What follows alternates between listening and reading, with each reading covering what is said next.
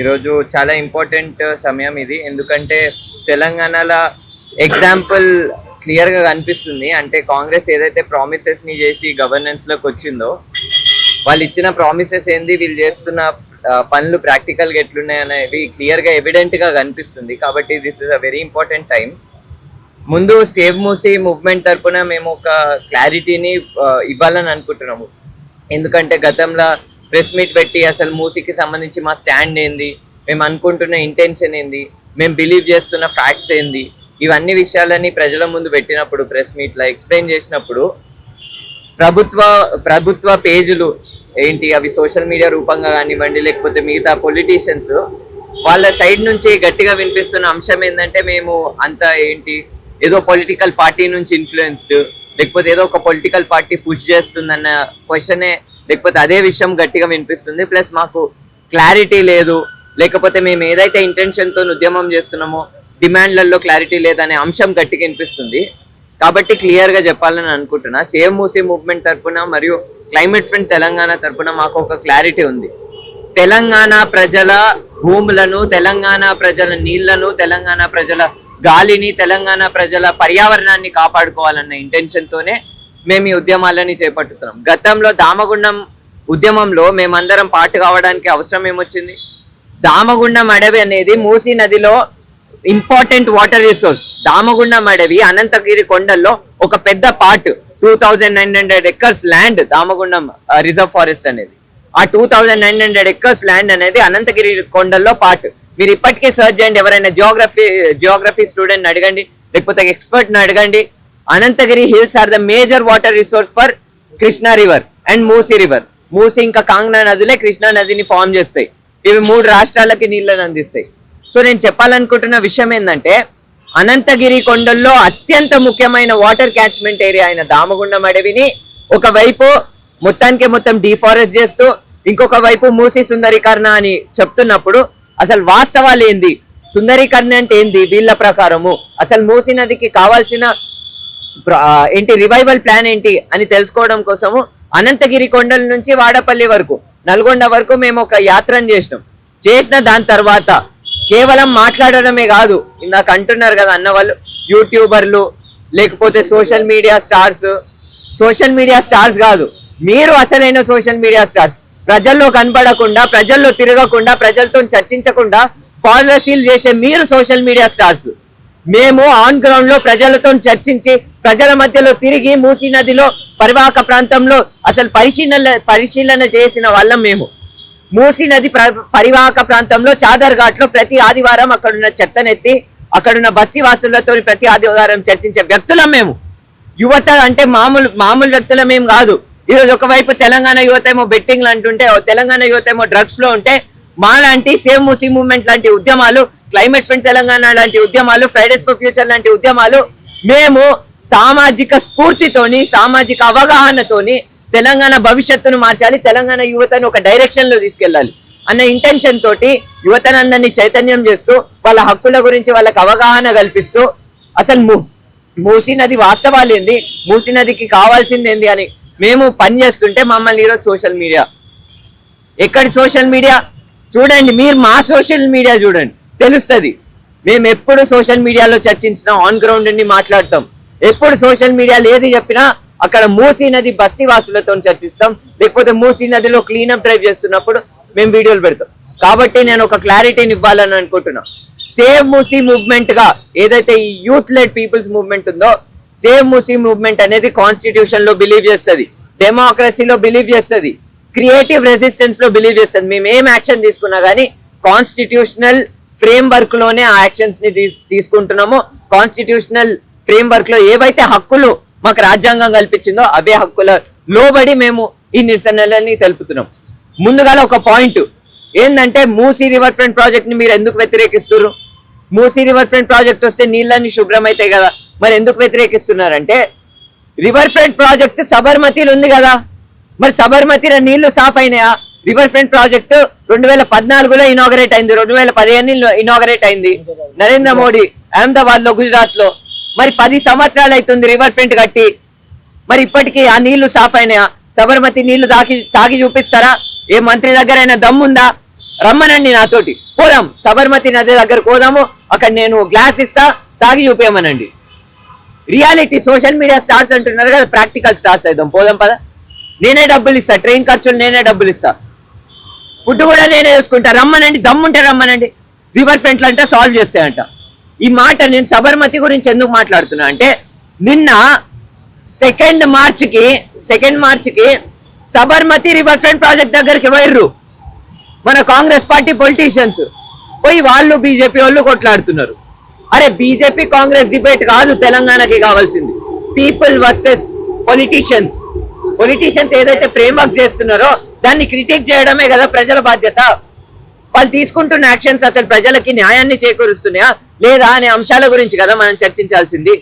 So మేము అంటుంది ఒక క్లారిటీ ఉంది మాకు, తెలంగాణ ప్రజలకి మూసీ మీద ఒక పునర్జీవనం ప్రాజెక్ట్ కావాలి, కానీ ఆ పునర్జీవనం ప్రాజెక్ట్ ఒక స్కామ్ కావద్దు.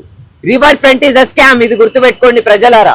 రివర్ ఫ్రంట్ వల్ల తెలంగాణ ప్రజలకి వచ్చేది అప్పు మాత్రమే, తెలంగాణ ప్రజలకు ఒక్క రూపాయి కూడా లాభం రాదు.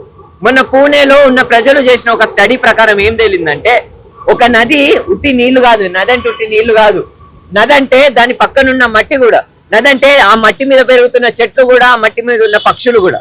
ఈ అంశం గురించి నేను ఎందుకు మాట్లాడుతున్నా అంటే, పూణేలో ఉన్న ప్రజలు చేసిన స్టడీ ప్రకారం తేలింది ఏంటంటే, పూణేలో ఉన్న మూలామూతా నది ప్రతి సంవత్సరం 5,000 కోట్ల ఆదాయాన్ని అక్కడున్న గవర్నమెంట్ కి క్రియేట్ చేస్తుంది.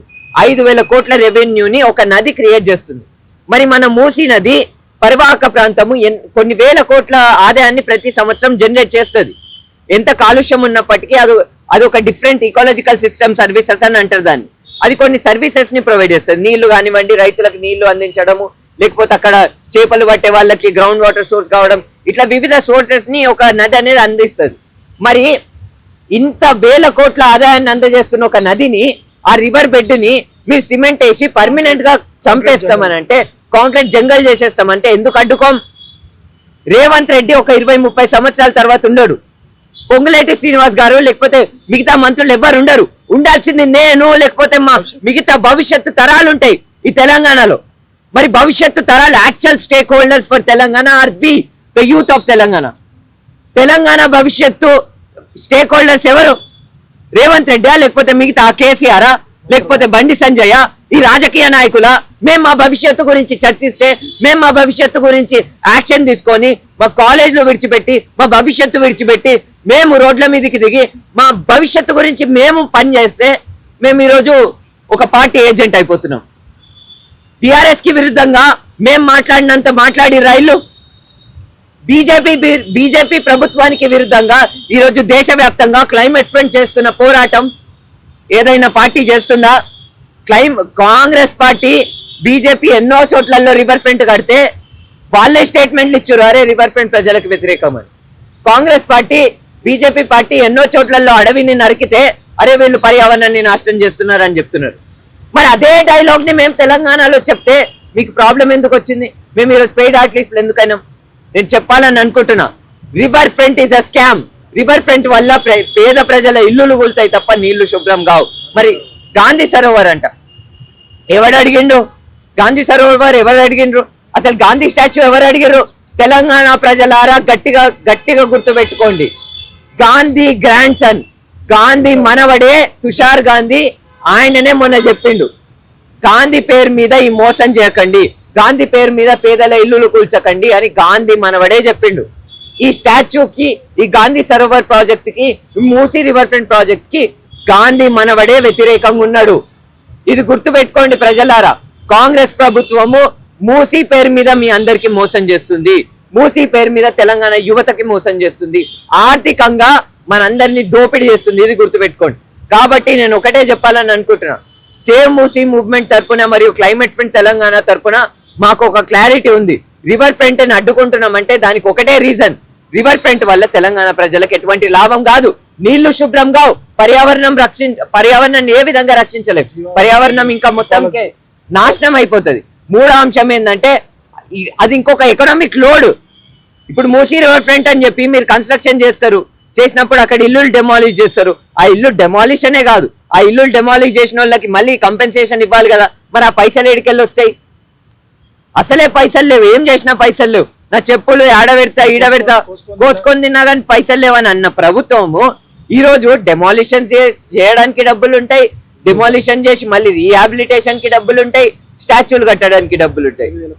కాబట్టి మేము చెప్పాలనుకుంటుంది ఒకటే, మీకు గనక మూసీ నదిని కాపాడాలన్న ఇంటెన్షన్ ఉంటే మేము ఇన్వైట్ చేస్తున్నాం, సేమ్ మూసీ మూవ్మెంట్ తరపున మేము ఇన్వైట్ చేస్తున్నాం, వెల్కమ్ చేస్తున్నాం ఆ డిసిషన్ ని. మూసీ మీద మీ నినాదం గొప్పనైన నినాదం, అవసరమైన నినాదం, కానీ మీరు తీసుకుంటున్న యాక్షన్ అన్నెసెసరీ అండ్ యూజ్లెస్. కాబట్టి మీకు చిత్తశుద్ధి ఉంటే, మీకు ఇంట్రెస్ట్ ఉంటే immediately Musi river front project ని వెనక్కి తీసుకొని కాలుష్యాన్ని ఏ కంపెనీలు ఏ గవర్నమెంట్ బాడీలు అయితే మూసీ నది లోపల సీవేజ్ వాటర్ ని మరియు కాలుష్య నీళ్ళని పారిస్తున్నాయో ఆ బాడీలని అకౌంటబుల్ నిల్చోబెట్టండి, ఆ బాడీల మీద ఫైన్ విధించండి, ఎస్టీపీలు కట్టండి, ఎఫ్లూయెంట్ ట్రీట్మెంట్ ప్లాంట్లు కట్టండి. సుందరి కన్నా సూర్యాపేట ప్రజలు అడగలేదు, సుందరి కన్నా నల్గొండ ప్రజలు అడగలేదు. నల్గొండ ప్రజలు, సూర్యాపేట ప్రజలు, మూసీ పరివాహక ప్రాంతంలో ఉన్న ప్రజలు అడిగింది నీళ్ల శుభ్రత. ఇది గుర్తుపెట్టుకోండి. మూసీ పేరు మీద మోసం నహి చలేగా, నహి చలేగా. ఇది గుర్తుపెట్టుకోండి. మళ్ళా మీరు అంటున్నారు కదా మా వల్ల మేము చేస్తున్న ఉద్యమాల వల్ల ఏం జరగదని. సురేష్ అన్న డప్పు కొడితేనే కొట్టుకోబోతారు ఇల్లు, సురేష్ అన్న డప్పుకే భయపడి పారిపోతారు ఇల్లు. ఎందుకంటే ఇప్పటి వరకు డిపిఆర్ ముందుకు ఎందుకు పెట్టలేదు? డీటెయిల్ ప్రాజెక్ట్ రిపోర్ట్ అనేది ఒక ప్రైమరీ రిపోర్ట్ కదా, అసలు ప్రాజెక్ట్ ఏం చేస్తున్నారో ప్రజల ముందు పెట్టాలి కదా. డిపిఆర్ ఎందుకు పెడతలేరు అంటే వీళ్ళు రేపు డిపిఆర్ విడుదల చేస్తే మాలాంటి సైన్స్ చదివిన విద్యార్థులు, మాలాంటి ఈ కాలేజెస్ లో ఈజీగా క్రిటిక్ చేసేస్తారు, దాంట్లో ఉన్న వాస్తవాలని క్రిటిక్ చేస్తాం కాబట్టి వాళ్ళు భయపడుతున్నారు. కాబట్టే వీళ్ళు వాస్తవాలని ముందు పెట్టడానికి భయపడుతున్నారు. కాబట్టి క్లియర్ గా మూసీకి సంబంధించి పరివాహక ప్రాంతంలో ఉన్న ప్రజలతో చర్చిస్తున్నాం, బస్తీ తిరిగి అక్కడున్న ప్రజలకి చైతన్యపరుస్తున్నాం, వాస్తవాలు ఏందో చెప్తున్నాము. సేమ్ మూసీ మూవ్మెంట్ తరఫున ఇంకా multiple high rise building already exist అవుతున్నాయి మూసీ పరివాహక ప్రాంతంలో. మూసీ నది లోపల హై రైజ్ బిల్డింగ్లు ఇప్పుడు కడుతున్నప్పుడు వాటి మీద యాక్షన్ ఎందుకు లేదు? అరే మీరు ప్రీవియస్ గా ఉన్న ఇల్లులని కూల్చే బదులు ఫస్ట్ ఇమీడియట్ గా హాల్ట్ చేయండి, కొత్త లేఅవుట్లని ఇవ్వకండి, కొత్త లేఅవుట్లని అసలు ఇవ్వకండి, ఉన్న ఇల్లులను అట్లనే ఉంచి కొత్త లేఅవుట్లని ఆపేయచ్చు కదా, నార్సింగి వైపు అటువైపు. ఇంకొకటి ఏంటంటే కాలుష్యం ఇప్పటికే పారుతుంది. జిహెచ్ఎంసీఏ తన పైప్ లైన్లతోటి మూసీ నది లోపల కాలుష్య నీళ్ళని లోపలేస్తుంది. మరి దాని మీద యాక్షన్ ఏది? దాని మీద అకౌంటబిలిటీ ఏది? సో క్లియర్ గా మేము అదే చెప్తున్నాము. ఫస్ట్ కాలుష్యాన్ని లోపల పంపిస్తున్న గవర్నమెంట్ బాడీలని ఇమీడియట్ గా ఏంటి యాక్షన్ తీసుకోండి, వాటి మీద ఫైన్లు విధించండి అని మేము కోరుకుంటున్నాం. సేమ్ మూసీ మూవ్మెంట్ తరఫున మరియు క్లైమేట్ ఫ్రంట్ తెలంగాణ